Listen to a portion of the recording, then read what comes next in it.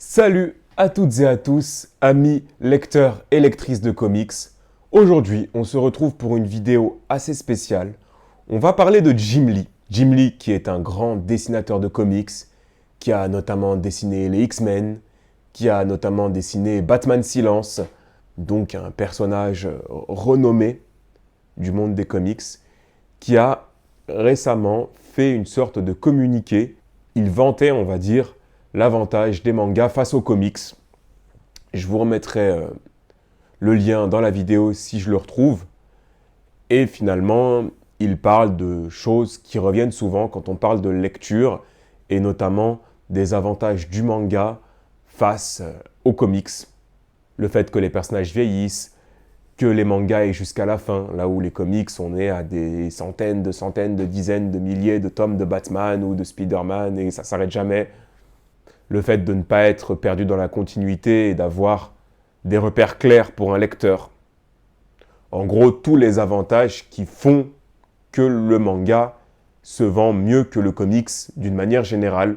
Mais moi, dans cette vidéo, je vais vous parler de pourquoi vous devriez lire des comics, enfin, pourquoi je vous conseillerais de lire des comics, et des avantages qu'ont les comics face au manga, dont on parle très peu finalement. Alors le but dans cette vidéo, ne pas de créer une guéguerre entre les comics, les mangas, qu'est-ce qui est le mieux, qu'est-ce qui est le moins bien, sachant que j'ai lu beaucoup de mangas avant de me lancer dans les comics, et que même maintenant, je consomme beaucoup plus de comics, mais ça m'arrive de temps en temps de retourner vers des mangas. Le but est plutôt de montrer aux lecteurs de manga comment ils pourraient commencer les comics et pourquoi ils pourraient commencer les comics, quels sont les avantages des comics, même si je sais aussi que les mangas ont des avantages face aux comics, ça c'est sûr. J'ai mon petit carnet de notes qui est là. Et la première chose que j'ai notée, c'est plus de diversité dans les équipes créatives.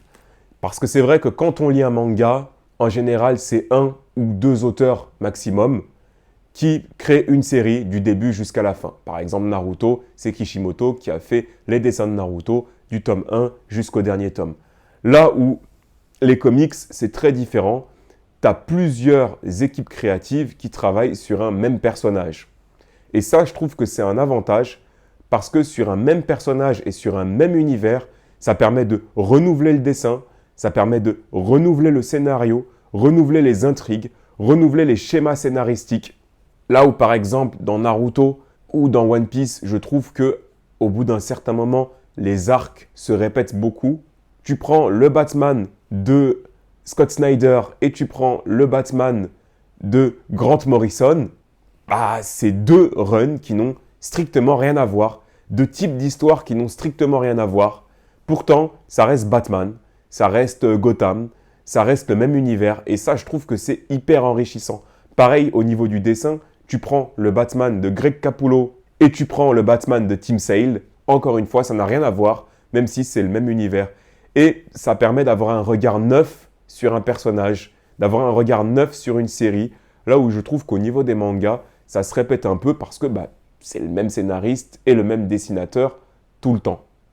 C'est aussi un très bon moyen de se lancer dans les comics que de lire un comics ou d'en lire plusieurs, de voir qu'on aime bien l'auteur et le dessinateur et de voir ce qu'il a fait d'autre. Que si on a aimé tel type de récit, de tel scénariste, il est possible que ce même scénariste sur un autre personnage nous plaise, qu'on puisse accrocher à l'histoire. Et ça, je trouve que c'est un vrai avantage des comics. Deuxième avantage des comics, j'ai mis qu'on n'est pas obligé de tout lire. Et ça, c'est quelque chose dont on parle peu, je trouve, dans la sphère de la lecture. C'est que les comics, on n'est pas obligé de tout lire sur Batman. On n'est pas obligé de tout lire sur Spider-Man, sur Daredevil. On peut prendre des runs par-ci par-là, des histoires complètes par-ci par-là, et s'arrêter là si ça nous satisfait. Un manga, tu ne pourras jamais commencer Naruto au tome 50. Tu seras totalement perdu, il y a plein de choses que tu ne pourras pas comprendre. Alors qu'un comics, tu peux prendre un run des années 2000 sans forcément avoir lu certains runs des années 80.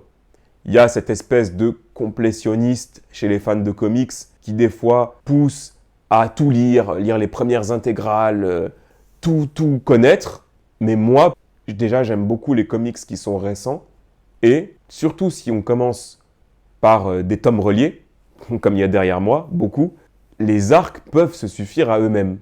Là où un manga, tu es obligé de débuter du tome 1, de voir le début du personnage jusqu'à la fin, alors que dans les comics, tu peux piocher plusieurs parties. Tu peux par exemple prendre le run de Straczynski sur Spider-Man ou Spider-Man et Professeur, sans forcément avoir lu toutes ces années où il était au collège. Mine de rien, les runs de comics, même si certains disent que c'est pas accessible, c'est quand même fait pour que un néophyte puisse quand même apprécier l'arc, même s'il ne connaît pas tout ce qui s'est passé avant, de la continuité et compagnie. Autre avantage, et je vais faire grincer des dents, mais pour moi, c'est le prix. Alors, autant le prix des mangas était sans concurrence à l'époque, comparé aux comics, autant aujourd'hui, avec des collections comme par exemple les Marvel Pocket ou avec les Urban Nomad, qui ont été des collections justement un petit peu conçues pour concurrencer les mangas, eh ben, tu peux retrouver des séries à moindre coût. Tu as des séries de comics qui font 2 tomes que tu vas pouvoir acheter pour une vingtaine d'euros du coup, vu que le prix des Urban Nomad et de Marvel Pocket en général c'est jusqu'à 10 euros, et bah tu as des séries complètes en 2 tomes. Et donc, en 2 tomes, en 20 euros, tu as une histoire complète. Là où certains mangas, je suis désolé, mais des One Piece, des Naruto, bon, ça va beaucoup se baser sur le shonen, ce que je dis, même s'il y a d'autres séries en seinen ou en shoujo qui sont assez longues, va t'acheter 80 tomes de One Piece à 7 euros. Les comics, en général, sont des séries beaucoup plus courtes dans le temps, donc finalement assez accessible au niveau du prix. C'est très cher d'acheter un tome relié pour 20 euros, mais admettons que j'ai un run qui fasse 5 tomes, allez, on va dire 5 de luxe que je vais acheter à 30 euros. Est-ce que finalement, c'est pas moins cher que des mangas qui des fois font 30 tomes, 40 tomes, 50 tomes à 7 euros? Autant le prix du manga à l'époque était accessible, autant aujourd'hui, je trouve qu'il y a quand même des comics assez accessibles. Il y a des omnibus, des Marvel Deluxe, des choses qui sont chères, mais les éditeurs de comics, Urban et Panini notamment, font beaucoup d'efforts pour rendre le comics accessible à un lectorat un petit peu moins aisé financièrement, avec des must-have, avec des collections à petit prix, assez régulièrement, avec le Urban Nomad et le Marvel Pocket. C'est quelque chose qui se faisait moins avant, même s'il y a toujours eu des collections à petit prix. Mais aujourd'hui, je trouve que acheter des comics, c'est pas plus cher que d'acheter des mangas. En termes de continuité, c'est vrai qu'il peut être dur de rentrer dans la continuité quand on a un petit peu cet esprit de collection qu'on peut avoir quand on aime les mangas, d'avoir le tome 1 jusqu'à la fin. Mais je trouve que beaucoup de runs de la continuité sont assez accessibles, même si il y a des éléments qu'on peut ne pas saisir. Je trouve ça quand même assez accessible. Et il y a une relecture meilleure. Si j'achète un comics de la continuité, je vais le lire. Il y a peut-être des choses que je ne vais pas comprendre, mais en lisant d'autres choses sur le même personnage, et ben en revenant sur ce que j'ai déjà lu, peut-être qu'il y a des choses que je comprendrai mieux.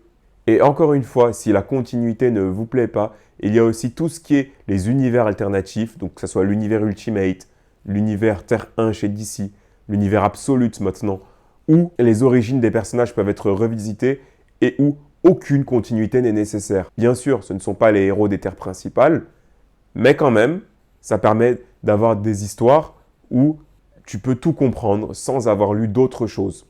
Je tiens aussi à dire que dans le monde du comics, il y a également l'indé. Et oui, les comics indépendants qui fonctionnent exactement comme des mangas. C'est-à-dire qu'on prend un tome 1, on va jusqu'au tome 30 et voilà, on a toute notre série.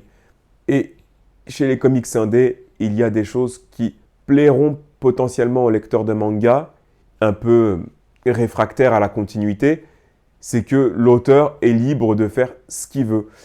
Lorsqu'on est dans la continuité, déjà, les droits des personnages ne nous appartiennent pas, mais en plus de ça, on ne peut pas faire ce qu'on veut, on ne peut pas faire mourir n'importe qui, n'importe quand. C'est pour ça que beaucoup de héros sont morts chez Marvel et chez DC, mais sont très vite réapparus. Je pense notamment à Superman, je pense notamment à Captain America, qui sont morts et qui sont revenus. Parce qu'encore une fois, le public était très attaché à ces icônes. Dans les comics indés, les auteurs sont libres de faire ce qu'ils veulent parce que les œuvres leur appartiennent. Donc, par exemple, Walking Dead, c'est un très bon exemple. L'auteur fait mourir n'importe qui, n'importe quand. Enfin, ce que je veux dire, c'est qu'il fait mourir les personnages exactement quand il veut. Et dans l'indépendant, il y a de tout, que ce soit du polar, de la SF, du super-héros, un petit peu comme dans les mangas. Hello les amis, je suis sur le montage de la vidéo actuellement. Donc là, je suis en train d'enregistrer cette partie après, car j'ai oublié de vous dire qu'un des avantages aussi du comics face au manga, pour moi, c'est bel et bien le fait que les dessins soient en couleur. Ça, c'est un très grand avantage. Je trouve que ça caractérise beaucoup mieux les personnages. Le format aide aussi. Les planches sont beaucoup plus grandes. Quand tu tombes sur des planches d'Alex Ross ou de très bons dessinateurs, il y a une caractérisation des personnages qui est faite qui est supérieure pour moi à celle des mangas, même s'il y a de très bons dessinateurs aussi chez les mangas, mais le format m'aide à mieux apprécier les dessins. Les tomes de comics rendent mieux dans une bibliothèque et vieillissent mieux de mon point de vue. Donc c'était un avantage que j'avais oublié et qui pour moi est quand même non négligeable. Voilà, alors cette vidéo n'a pas pour but d'opposer les lecteurs de manga aux lecteurs de comics parce que de toute façon, que tu lises du manga, de la BD, du roman, du comics, l'important c'est de lire, mais de montrer les avantages que pouvaient avoir les comics qui sont assez décriés en ce moment et qui font moins de ventes, il faut le dire, que les mangas et que les BD. On se retrouve pour d'autres vidéos. À la prochaine.